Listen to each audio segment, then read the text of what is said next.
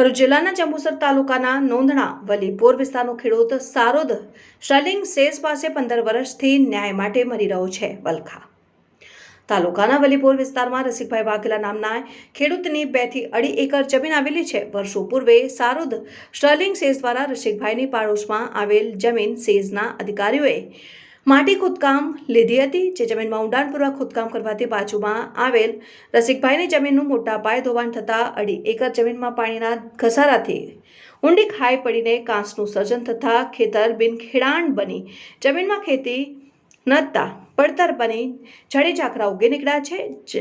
જમીન બંજર અને પડતર બનતા ખેડૂતનો રોટલો છીનવાઈ જતા નિરાધાર બન્યો છે.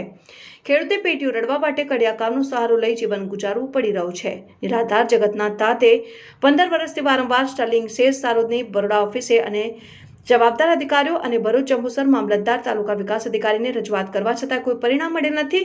ખેડૂતે હૈયા વળતાર ઠાલવતા જણાવ્યું કે હું ગરીબ માણસ મહેનત મજૂરી કરીને મારું પેટું રડું છું. મારી પાસે કોર્ટ કચેરી કરી કેસ લડવાના પૈસા નથી. મારે સેઝના જવાબદાર અધિકારીઓ કે તાલુકાનું વહીવટીતંત્ર અને રાજકીય માણસો મારી વિનંતી લઈ માનવતાના ધોરણે મને મદદ કરે છે એવી જુહાર લગાવી રહ્યા છે અને સમાચાર સાંપડ્યા છે. પાટવી ગુજરાતી ન્યૂઝ સ્વતંત્રી મનુભાઈ ગોહિલ કહાનવા. મારું નામ વાઘેલા રસિકભાઈ બચુભાઈ છે. હું ભરૂચ જિલ્લાના જંબુસર તાલુકાના નોંધણા ગામનો વતની છું.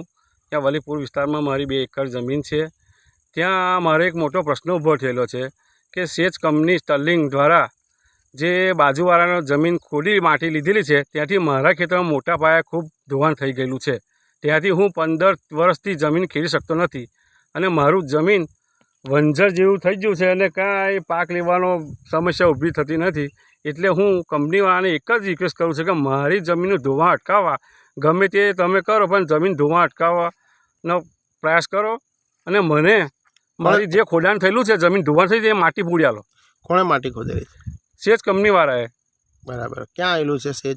સેજ આ સારો સ્ટર્લિંગમાં આવ્યું છે. સારો કંપની પીઆઈ કંપની બને છે, ત્યાં આગળ સેજ કંપનીવાળાએ બધું લોકોની જમીન રાખીને માટી લીધેલી છે. તમે ક્યાં ક્યાં રજૂઆત કરી છે?